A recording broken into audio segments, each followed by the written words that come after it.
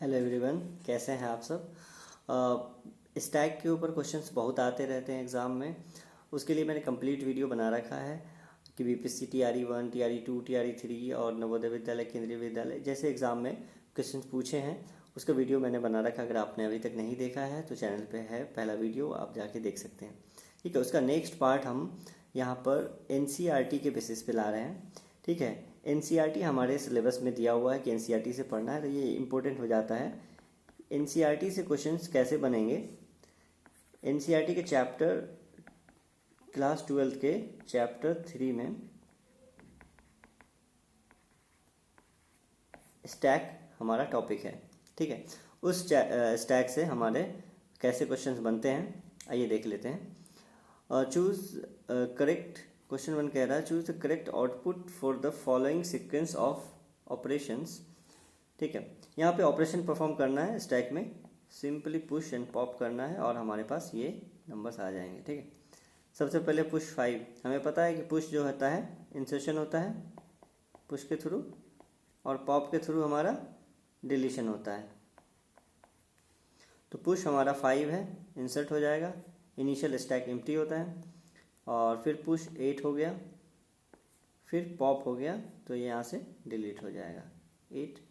फिर उसके बाद पुश 2 हो गया, फिर पुश 5। ठीक है, उसके बाद फिर पॉप, एक पॉप हो गया 8 5, फिर दूसरा पॉप हो गया 2, फिर तीसरा पॉप हो गया 5, फिर पुश 1 और फिर पॉप 1। तो आंसर क्या आ गया 8 5 2 5 1 है। 8 5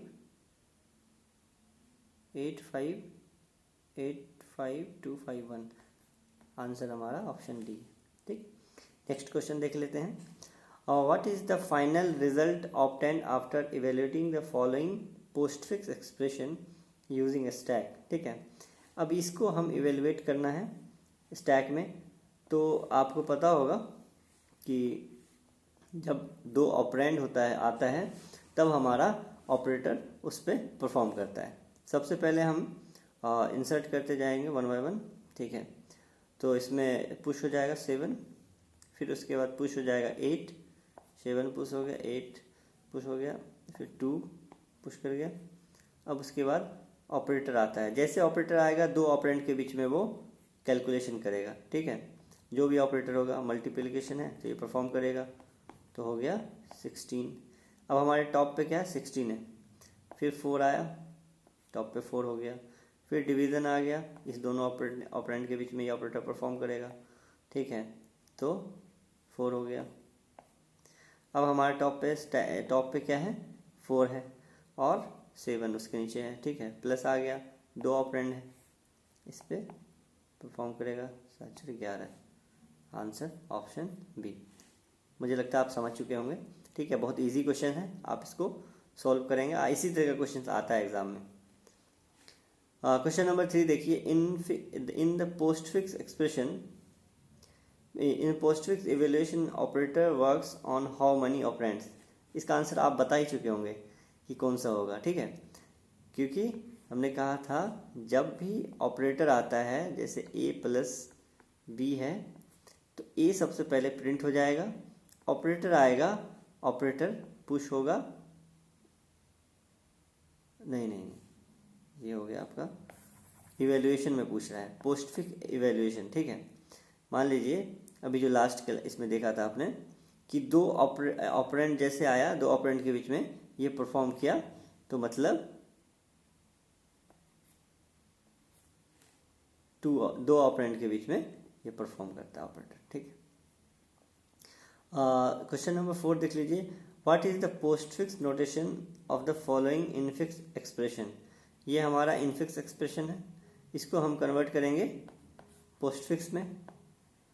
ये इनफिक्स है, इसको कन्वर्ट करेंगे हम पोस्टफिक्स में। तो देख लेते हैं कैसे होता है। जैसे ऑपरेंड आएगा प्रिंट कर जाएगा एज इट इज़, उसके बाद प्लस आया वो स्टैक में इंसर्ट हो जाएगा। ठीक है, उसके बाद ऑपरेंड आया प्रिंट कर गया, ऑपरेटर आया, स्टैक में गया।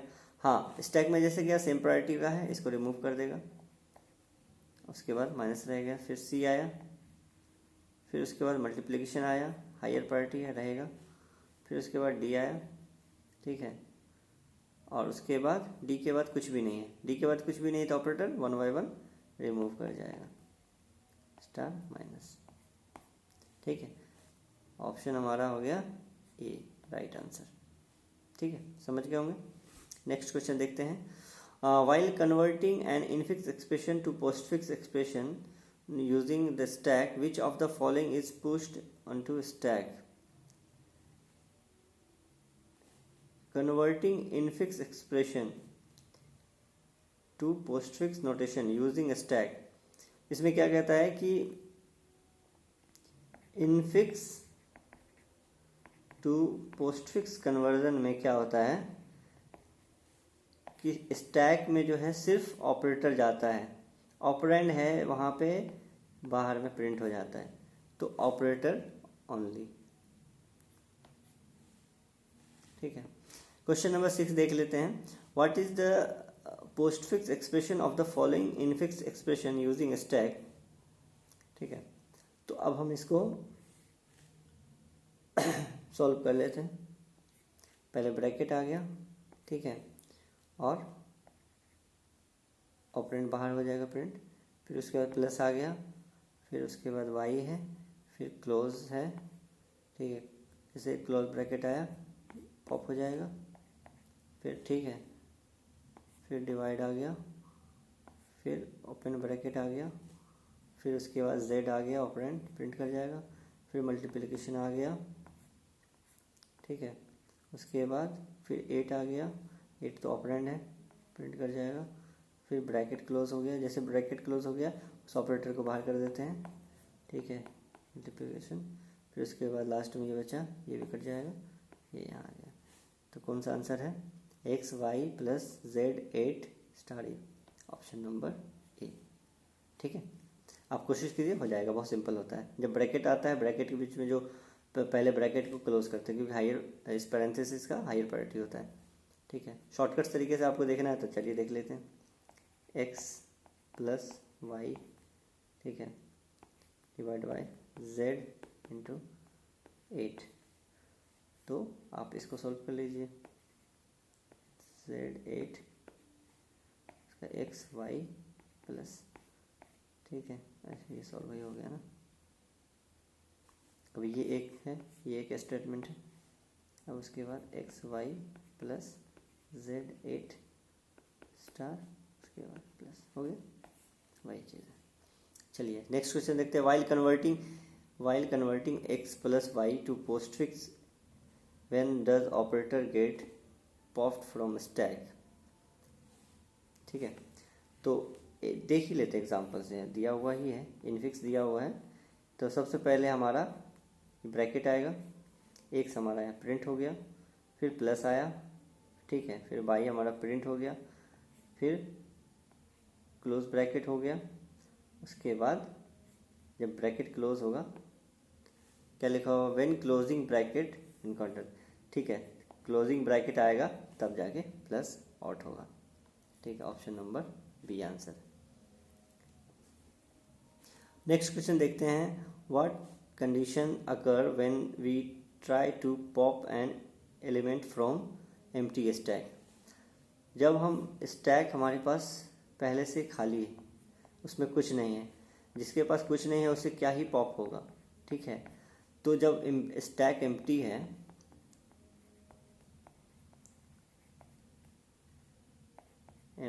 यानी टॉप इक्वल टू -1 है, तो क्या होगा, स्टैक अंडरफ्लो होगा, ठीक है, option number B. In stack implemented using array, what condition occur when an attempt is made to insert push a new element even though the stack has already reached the maximum size।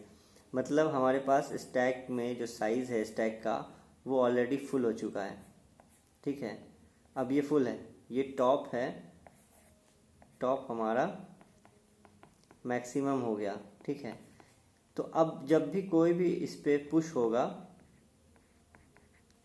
तो वो हमारे element के size से ऊपर हो चुका है, तो वो पुश नहीं होगा, जिसको कहेंगे स्टैक ओवरफ्लो,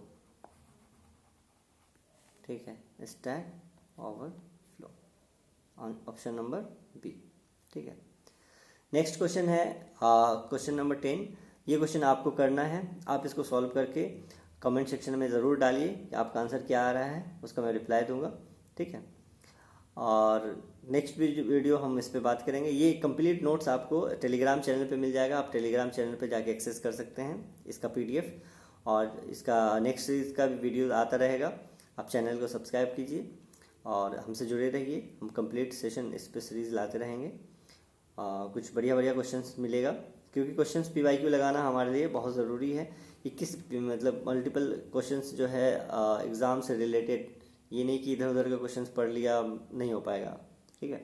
तो कुछ क्वेश्चन NCERT का भी देखना होगा, प्रीवियस क्वेश्चन देखना होगा, केंद्रीय विद्यालय, नवोदय विद्यालय, जो टीचिंग वाले एग्ज़ाम जो होते हैं कंप्यूटर साइंस के, उसके एग्ज़ाम भी देखने होंगे, ठीक है। तो आप बने रहिए, ठीक है। ऑल द बेस्ट, आप तैयारी करते रहिए।